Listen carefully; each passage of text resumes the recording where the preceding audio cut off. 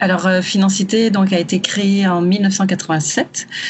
C'est un mouvement pluraliste dont le but désintéressé est de développer de la recherche, l'éducation et de l'action en matière de finances responsables et solidaires pour contribuer à une société plus juste et plus humaine.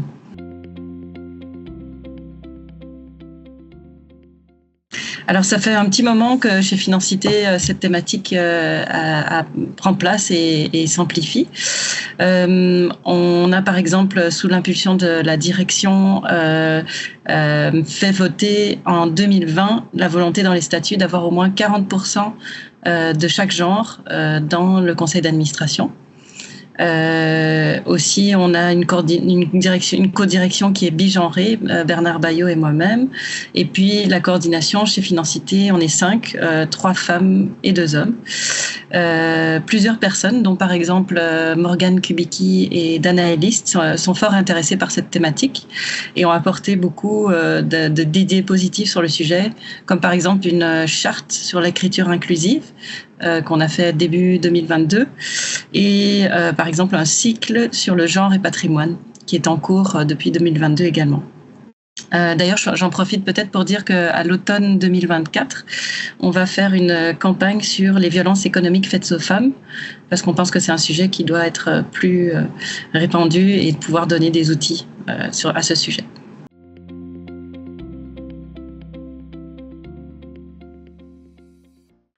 Alors, Financité a inscrit dans ses statuts la volonté d'avoir au moins 40% de chaque genre dans le conseil d'administration.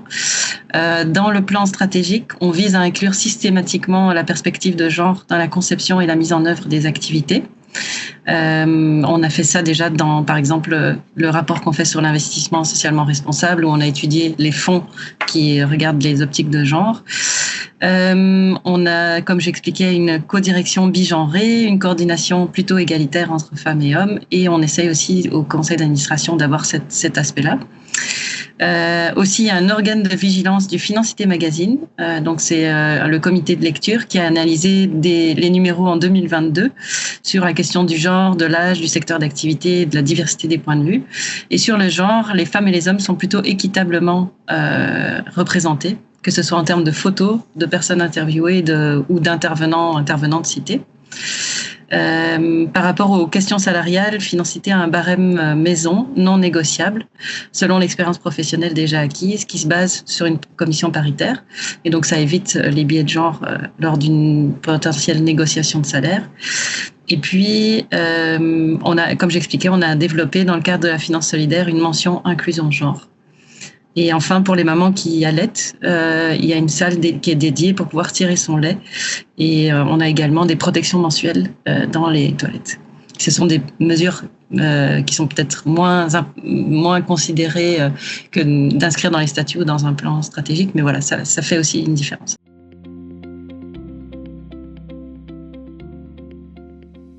Alors, disons que la très grande majorité de l'équipe et des membres et des sympathisantes de Financité sont dans cette optique-là. On voit que ça peut parfois s'avérer laborieux justement d'avoir cet équilibre des genres dans des conseils d'administration. Aussi, je pense qu'une chose qui serait intéressante pour mieux le combattre, c'est de se former sur le sexisme ordinaire, parce que dans certaines animations, il peut y avoir des remarques déplacées de certaines personnes, et c'est important d'avoir des outils pour pouvoir mieux lutter contre ceci.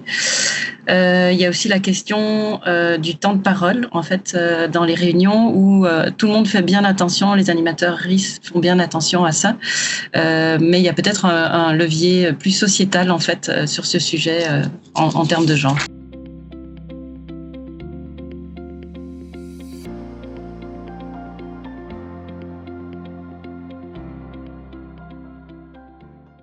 Alors, je ne sais pas si Financité peut vraiment donner des conseils, mais en tout cas, dans cette matière, je pense qu'il faut rester modeste. Il y a beaucoup qui reste encore à accomplir, même si je suis fière déjà des actions mises en place. Je pense qu'une bonne pratique, c'est d'être à l'écoute des salariés, des experts, des expertes sur les idées et de tenter de les mettre en œuvre. Aussi d'avoir une posture ouverte, de toujours mettre des lunettes genre et que tout le monde, femmes et hommes, s'empare du sujet, c'est aussi important. Plus spécifiquement, récemment, chez Financité, on a travaillé dans le cadre du label Finance Solidaire sur une grille de questions inclusion genre, une mention inclusion genre. Ça nous a permis de balayer plusieurs domaines et d'améliorer différents aspects chez nous. Aussi, je pense qu'une contrainte interne, que ce soit mettre dans les statuts ou mettre dans un plan stratégique c'est une importance sur le genre, c'est important. Et une contrainte externe, on peut penser à la loi quota qui existe déjà pour les entreprises cotées. Éventuellement, d'avoir ce genre de loi pourrait permettre